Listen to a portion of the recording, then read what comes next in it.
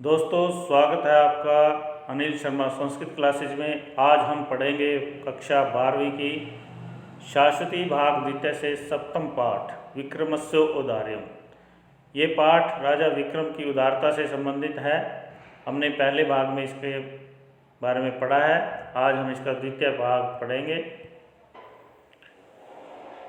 तो इसके पहले भाग में हमने पढ़ा था कि राजा विक्रम का सिंहासन मिलता है राजा भोज को और वो उस पर बैठने की इच्छा जाहिर करते हैं, जिसमें 32 पुतलिकाएँ होती हैं। और जैसे ही राजा भोज उस पर बैठने की इच्छा करता है, प्रत्येक पुतलिका राजा विक्रम के गुणों से संबंधित उसको एक कहानी सुनाती है और फिर वो पूछते कि क्या तुम इस पर बैठने के योग्य हो।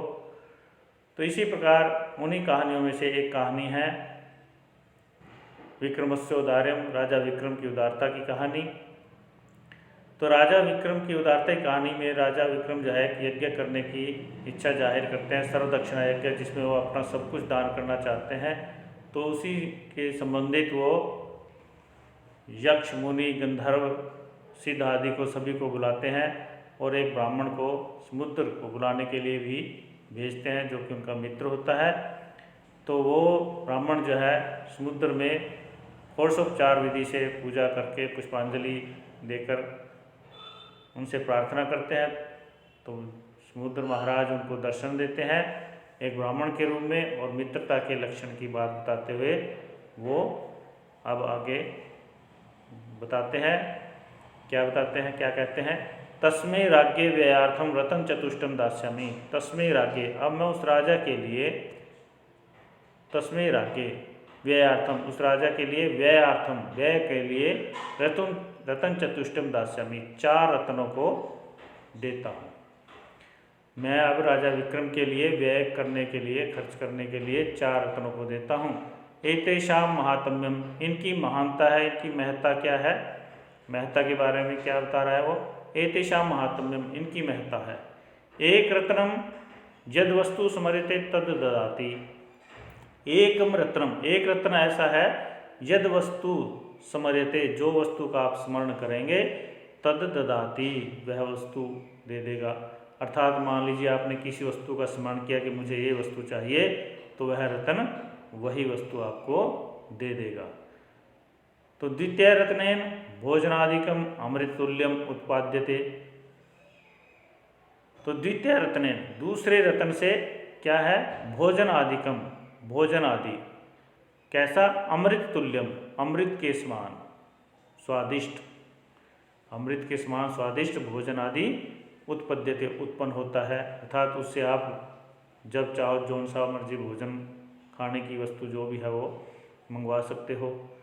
तृतीय रत्न चतुरंग बलम भवति ही, और तीसरे रत्न से चतुरंग बलम, चारों बलों की सेना प्राप्त होती है। चतुरंग बलम भवति, 4 चतुरंगम बलम। चतुरंग बल क्या होता है? इसमें एक बल तो होता है रथ का, एक घुड़सवार, एक हाथी का और एक पैदल। तो इस प्रकार से चतुरंग बल, 4 प्रकार की सेनाएं हैं। चतुरंग बल, बल होता है सेना, तो चारों प्रकार की सेनाएं जो है इससे प्राप्त होती है। तो चौथा रत्न के बारे में बताते हुए कह रहे हैं समुद्र जी, चतुर्थ रत्न आदिव्यम आदिव्याभरणानि जायन्ते। चतुर्थ रत्न, रत्नादि, चौथे रत्न से, चतुरत्न दिव्य आभरणानि, चतुरत्न दिव्य आभरणानि जायन्ते। चौथे रत्न से दिव्य आभरण, आभरण होता है अलंकार यानी कि आभूषण, चौथे रत्न से दिव्य आभूषण जायन्ते मतलब प्राप्त हो जाते हैं। तद एतानि रत्नानि गृहीत्वा राज्ञो हस्ते प्रेक्षति। तो ये रत्न लेकर, तद एतानि रत्नानि गृहीत्वा, तो ये रत्नों को ग्रहण करके राज्ञो हस्ते प्रेक्षति, राजा के हाथ में दे देना। ततो ब्राह्मण तानि रत्नानि गृहीत्वा उज्जयिनीं यावद आगस्त तावद यज्ञ समाप्तिर्जातः। तो क्या हुआ?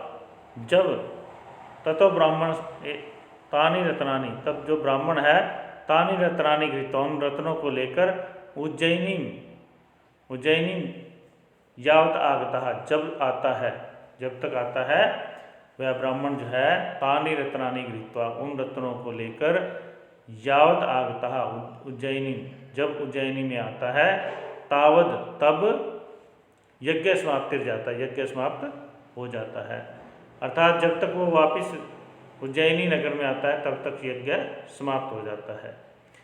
राजा वभृत स्नानम कृत्वा सर्वान अर्थीजनान परिपूर्ण मनोरथान आक्रोत। राजा जो है वभृत स्नान कृत्वा, राजा जो है वभृत स्नान करके, वभृत स्नान क्या होता है, जो यज्ञ के बाद स्नान करके जो सबको दक्षिणा दी जाती है उसको वभृत स्नान कहते हैं। तो राजा ने वभृत स्नान करके सर्वान अर्थीजनान जो भी सभी लोग मांगने वाले थे उनको परिपूर्ण मनोरथान आक्रोत, उनकी मनोरथों को परिपूर्ण कर दिया। राजा ने वभृत स्नान करके सर्वान अर्थीजनान जो सभी इच्छाएं वाले थे, जो मांगने की इच्छा वाले थे, उनकी सभी की परिपूर्ण कर दी। क्या? मनोरथान, मनोरथों को, इच्छाओं को परिपूर्ण कर दिया। ब्राह्मणों राजानं दृष्ट्वा रत्नानि अर्पित्वा प्रत्येकं तेषां गुण कथनम अकथयत। ब्राह्मणों राजनं दृष्ट्वा, ब्राह्मण ने राजा को देखकर रत्नानि अर्पित्वा रत्नों को अर्पित करके प्रत्येकम तेषां प्रत्येक की उनके सामने गुणों की कथा जो है वो कह दी। गुण कथन, गुणों की कथा अकथ्यत मतलब कही। तो ब्राह्मण ने राजानं दृष्ट्वा राजा को देखकर रत्नानि अर्पित्वा रत्नों को अर्पित करके प्रत्येकम तेषां गुण कथन उनमें से प्रत्येक की तेषां राजा को गुण कथन गुणों की कथा अकथ्यत कह दी। अर्थात प्रत्येक के जो है गुण हैं वो विस्तार पूर्वक राजा को बता दिए। ततो राजा अवदत, तब राजा ने कहा, भो ब्राह्मण, हे ब्राह्मण, भवान आप जो हैं यज्ञ दक्षिणा कालम व्यतिक्रम्य समागतः, आप जो यज्ञ के दक्षिणा काल के दक्षिणा के समय के व्यतिक्रम्य बीत जाने के बाद समागत मतलब आए हो। आप जो है यज्ञ की दक्षिणा का काल जो है वो बीतने पर आए हो।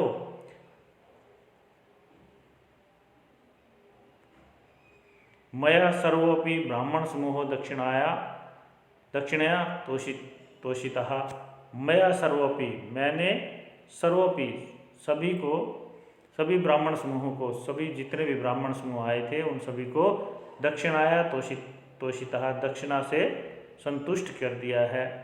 तर्हि त्वमेव एतेषां रत्नानां मध्ये यत् तुभ्यं रोचते तद् गृह्णान एति। तर्हि तो भी त्वाम एतेषां रत्नानां मध्ये, तुम इन रत्नों में, मध्य मतलब इन रत्नों के बीच में से, यत् तुभ्यम जो तुम्हें रोचते मतलब अच्छा लगता है, तो भी एतेषां रत्नानां मध्ये इन रत्नों के बीच में यत् तुभ्यम रोचते जो भी तुम्हें अच्छा लगता है तद गृह्णान इति, तो वह तुम ग्रहण कर लो। तद गृह्णान, तो वह तुम ग्रहण कर लो। ब्राह्मणेन उक्तम, ब्राह्मण ने कहा, गृहं गत्वा घर जाकर गृहिणीं पुत्रं सनुषां च पृष्ट्वा सर्वेभ्यो यद रोचते तद गृह्ष्यामि इति ही। तो गृहं गत्वा घर जाकर गृहिणी यानी कि अपनी पत्नी से, पुत्रम पुत्र से, सनुषा और अपनी पुत्र वधू से, यानी कि उसके घर में 4 लोग थे, एक वो स्वयं, एक उसकी पत्नी, एक पुत्र और एक पुत्र वधू। तो गृहिणी, पत्नी, पुत्र और सनुषा यानी कि उसकी पुत्र वधू से पृष्ठवा पूछकर सर्वेभ्यो रोचते सभी, यद रोचते जो अच्छा लगेगा, सभी को जो अच्छा लगेगा, तद गृह्ष्यामि तो वही मैं ग्रहण करूँगा। राज्ञोक्तम तथा कुरु, राजा ने कहा वैसा ही करो। ब्राह्मणोपि स्वगृहम् आगत्य सर्वं वृत्तान्तं तेषाम् अग्रे अकथ्यत। ब्राह्मण ने भी स्वगृहम् आगत्य अपने घर आकर सर्वं वृत्तान्तं सारा वृत्तांत तेषाम् अग्रे अकथ्यत उनके सामने कहा, उनके सामने कह दिया।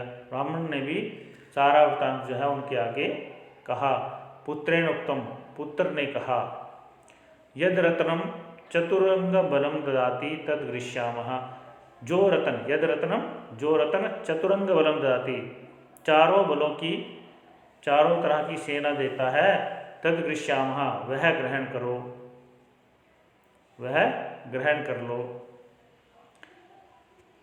यत् सुखेन राज्यम कर्तुम महिष्यामः, यत् सुखेन जिससे सुखपूर्वक जो है राज्यम कर्तुम राज्य हम जो है राज्य कर सकेंगे, जिससे सुखपूर्वक हम राज्य कर सकेंगे, क्योंकि चारों तरह की सेना मिल जाएगी तो राज्य तो सेना के साथ ही होता है। तो उसने कहा भी इससे ऐसा रतन ले लो चतुरंग बलम, जिससे चार तरह की चतुरंग बल सेना जो मिल जाए, जिससे सुखपूर्वक राज्य किया जा सकता है। पितरोक्तम बुद्धिमता, पितृ उक्तम पिता ने कहा, बुद्धिमता बुद्धिमान प्राणी जो है वो राज्यम न प्रार्थनीयम वे राज्य की प्रार्थना नहीं करते हैं। पुनः पिता वदति फिर पिता ने कहा, यस्मात् धनम लभते तद गृहाण, यस्मात् धनम जिससे धन लभते मतलब प्राप्त होता है, जिससे धन प्राप्त होता है, तद गृहाण उसको ग्रहण कर लो। धनेन सर्वमपि लभ्यते धन से सब कुछ प्राप्त हो जाता है, धन से सब कुछ प्राप्त हो जाता है। भार्य भार्य उक्तम यद रत्नम षड्रसान् सुते तद गृह्यताम। अब पत्नी ने क्या कहा, अब सबको अपनी अपनी चिंता है। यहाँ पर देखिए पत्नी को भी खाना ना बनाना पड़े, बेटे को था भाई मेरे को सब कुछ बना बनाया मिल जाए मैं राज करूँ। उसकी पत्नी कह रही है भार्या उक्तम, भार्या यानी कि पत्नी, पत्नी कहती है उक्तम मतलब कहना, यद रत्नम जिस रतन से खड़ रसान सुते 6 रसों को पैदा करने वाला मतलब प्राप्त हो क्या भोजन, तत्गृह्यताम उसको ग्रहण कर लो। अब 6 रस किस में है, भोजन में होते हैं, तो 6 रसों को पैदा करने उत्पन्न हो वह प्राप्त कर लो, भाई मेरे को खाना ना बनाना पड़े। सर्वेषां प्राणिनाम एनेनैव प्राण धारणम भवति ही, सर्वेषां प्राणिनाम सभी प्राणी जो है सभी जीव जो हैं अन्यनैव अन्न से ही भोजन से ही प्राण धारणम भवति प्राण धारण करते हैं। सभी प्राणियों को अन्न से ही प्राण धारण भवति मतलब होता है। सनुषा उक्तम, और अब उसकी पुत्रवधु ने कहा, सनुषा सनुषा उक्तम पुत्रवधु ने कहा, तद रत्नम जो रतन रत्ना रतन आभरणादिकम सुते, जिस रतन से दिव्य जो आभूषण पैदा हो, जो रतन दिव्य आभूषण देने वाला है, तद गृह्याम वो ले लो। भी मैं तो सुंदर सुंदर रोज आभूषण पैर पैर के बाहर निकले दूंगी, तो वो आप जो है ले लो। एवं चतुर्नाम परस्परम विवादो लग्नः, इस प्रकार चतुर्नाम चारों में परस्परम विवादो लग्नः चारों में परस्पर विवाद हो जाता है। ततो ब्राह्मणों राज समीपम आगत्य चतुर्नाम विवाद वृत्तांतम अकथ्यत, तब जो है वह ब्राह्मण राज समीपम आगत्य राजा के समीप आकर चतुर्नाम चारों का विवाद, चतुर्नाम विवाद वृत्तांतम चारों के विवाद का वृत्तांत अकथ्यत कह देता है। अब वो ब्राह्मण क्या है, वो क्या करता है, ब्राह्मण राजा समीपम आगत्य राजा के पास आकर चतुर्नाम विवाद वृत्तांतम चारों के विवाद का वृत्तांत अकथ्यत कह देता है। राजापि तत्श्रुत्वा तस्मै ब्राह्मणाय चत्वार्यपि रत्नानि ददौ, राजा भी तत्श्रुत्वा वह सुनकर तस्मै ब्राह्मणाय उस ब्राह्मण के लिए चत्वार्यपि रत्नानि ददौ चारों रत्नों को दे देता है। अब राजा ने देखो क्या किया, उसने एक रत्न की बात कही थी, भाई एक रत्न तुम मुझसे ले लो, लेकिन वो कहता है कि भाई मेरे घर में झगड़ा हो गया है, क्योंकि उसने ये कहा था कि मैं अपने घर में पूछकर इसके बारे में आपको बताऊंगा। तो चारों रत्नों की बात बताता है कि एक रत्न से चतुरंग बल प्राप्त होता है, दूसरे से जो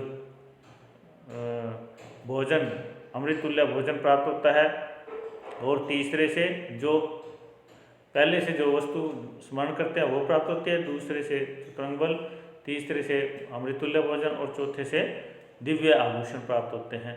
तो इस प्रकार जो है वो उनसे उनके बारे में अपने घर में बात बताता है, और वो चारों अलग अलग उसकी मांग करते हैं और उनमें झगड़ा हो जाता है। तो वह ब्राह्मणों राजा समीपम आगत्य चतुर्नाम विवादम वृत्तांतम अकथ्यत, चारों का जो है झगड़े का वृत्तांत वो कह देता है। राजा भी श्रुत्वा तत्श्रुत्वा, राजा भी यह सुनकर तस्मै ब्राह्मणाय, उस ब्राह्मण के लिए चारों रत्न दे देता है। इति कथाम कथित्वा पुतलिका राजनम अवदत्, इति कथाम, यह कथा कथित्वा कहकर पुतलिका, वो जो पुतलिका थी, राजनम अवदत्, राजा से पूछती है, भो राजन, हे राजन, त्वयि एव विधम सहज औदार्यम विद्यते, के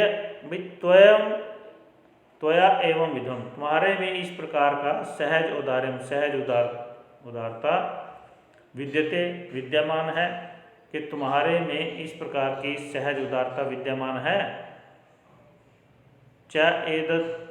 चेत अस्मिन् सिंहासने समुपविशः, अगर है तो इस सिंहासन पर बैठ सकते हो।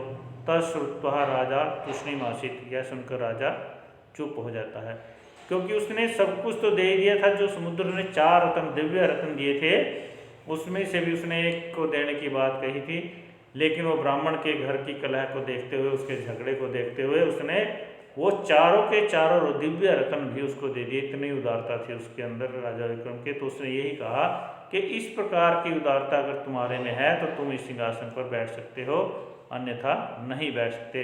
तो यह सुनकर राजा भोज जो है वो चुप हो जाते हैं और वहाँ से उस सिंहासन के पास से चले जाते हैं। तो इस प्रकार ये राजा विक्रम के सिंहासन की कहानियाँ हैं। तो बार बार ये जो है पुतलिकाएँ आकर राजा भोज को सुनाती हैं। तो प्यारे बच्चों, ये था आपका पाठ, सप्तम पाठ विक्रमस्य औदार्यम। आपको अच्छा लगा होगा, समझ में आया होगा। तो अब आपसे एक ही बात कहनी है, आप इस पाठ को लाइक कीजिए, शेयर कीजिए, सब्सक्राइब कीजिए, और मेरी अन्य वीडियो को देखने के लिए अनिल शर्मा संस्कृत क्लासेस को आप YouTube पर सर्च कर सकते हो। इसी के साथ धन्यवाद।